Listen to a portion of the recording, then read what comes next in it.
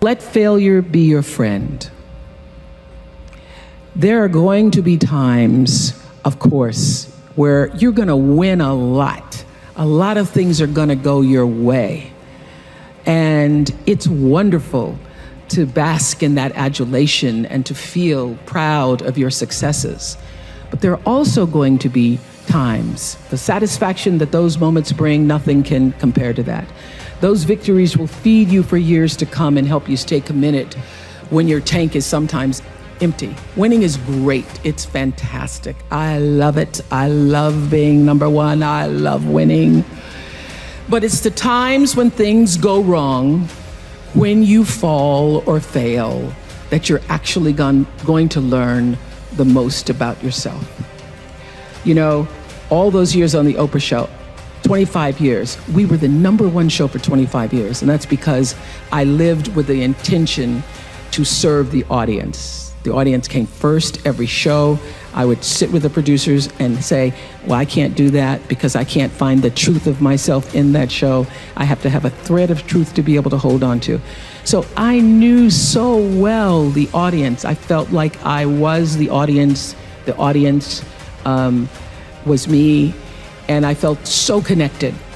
And then I ended that and started a new network. And I flailed for a while, and I was really upset with myself. But I will tell you that when I was able to shift the paradigm to start to looking at, wow, what I have instead of what I don't have, what I have instead of what I thought I'd lost, I was able to begin to turn things around. But it's those moments of uncertainty. It's the moments where, you know, all of my mistakes show up on the evening news. You can make a mistake. I can tell if I've done something wrong. It's on the CNN crawl. I can read about it. But learning from the moments where things weren't going so great, being able to get still, to connect with that which I know is God, the force, the power greater than myself, and to come back and realize that in order to move forward, you move forward by taking the next right step. You don't have to know everything to do. You don't have to know all the steps to make. Just what is the next right move. It's true, you can't personally stop anybody from walking into a school with an assault rifle, nor can you single-handedly ensure that the rights that your mothers and your grandmothers fought so hard for will be preserved for the daughters that you may someday have.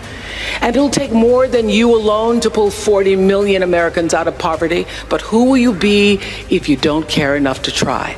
And what mountains could we move, I think? What gridlock could we eradicate if we were to join forces and work together in service of something greater than ourselves?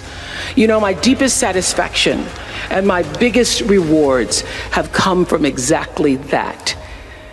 Pick a problem.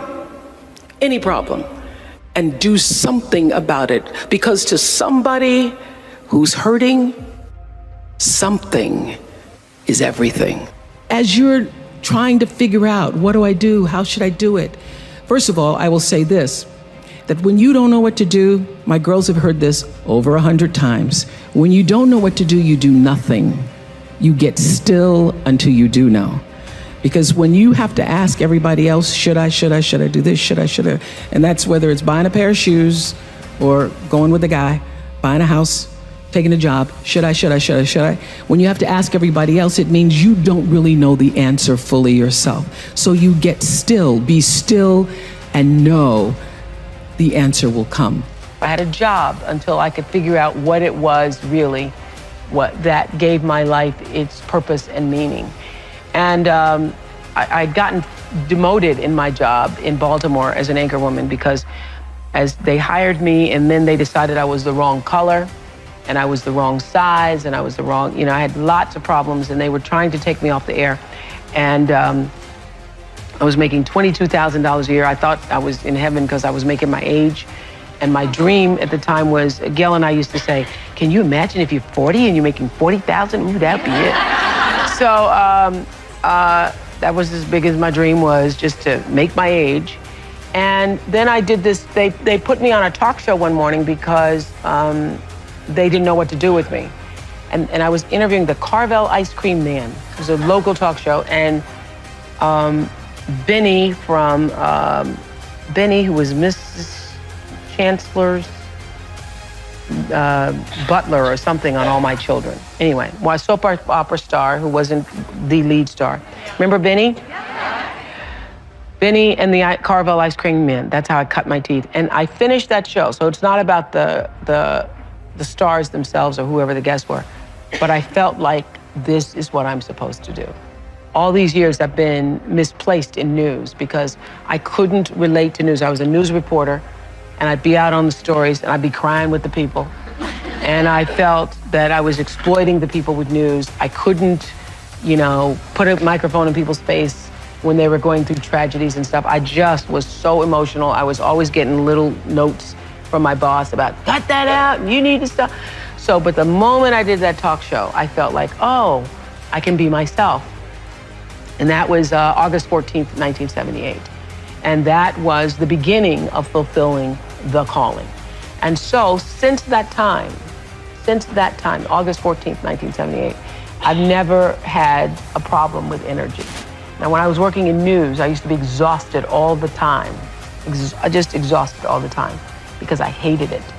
And the reason I didn't quit is because I'm not a quitter, number one, and because my father was like, better not quit that job. You're making $22,000 a year.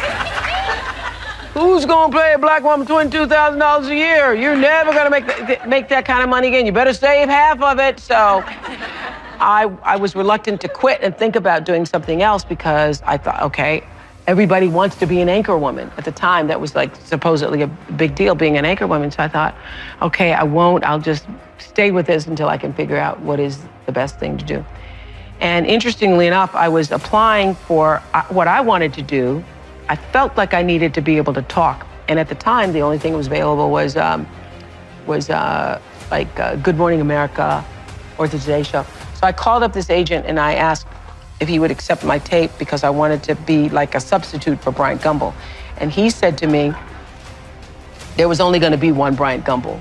And so there wasn't gonna be another one, that they weren't gonna let another black person on that show. He said that to me. And interestingly enough, he called me last week because somebody else mentioned his name to say he never said it, but he did say it. And I said to him, you know what, if you're ever told that, you never forget it. If somebody ever says to you, if you're ever rejected in that way, you never, ever, ever forget it. I said, but it's okay. I did okay, you did okay. It's all right. It's all right. But the answer to your question is, if you can find what is your passion, if you find what you love, you never get tired. Or if you do get tired, you're fueled by the energy of your work. So I know that I'm doing exactly what I'm supposed to be doing at this time. I also know that what this show can do in terms of being a voice and changing the world, it's just the beginning of what this show can do. It's fun to do things like this, but and it's necessary to do things like this in order to be able to do the bigger, grander things, to change what happens to the face of children in Africa, for example, or what happens to education with kids in this country. So I believe that that what has happened to me is really the beginning of the greater passion to come. But if you find out what you're supposed to do, and you know what you're supposed to do by how it feels. You know, people wait on the voice of God to be the Moses in the burning bush. I think that was only Bible talk, you know, because he doesn't come to burning bushes for people. He comes through your heart. He speaks through your heart, through your feelings. And so you know if you're doing the right thing, if it feels like it's right to you. And when you hit the thing that feels right, when you know it's the right thing, you know it's right because it gives you your juice, and you know it's right because you would do it for nothing. You would do it for nothing and find a way to be able just to do it in order to be able to continue. That's how you know you're doing what you're supposed to be doing. Empowerment is authority. It is a signed permission slip to actually seize the day. It's the process of getting stronger and more confident and more engaged. And to be empowered is to move through the world without any kind of fear or any kind of apology. And with these gifts comes an even deeper privilege, I believe, and that is the ability to take charge of your own life, to own yourself, and claim your rights. And here's what I know for sure, that to whom much is given, much is expected. And I have been given so much. I've earned it, I've been blessed with it, but I've been given a lot. And that's why I've chosen to use my life to lift other people up.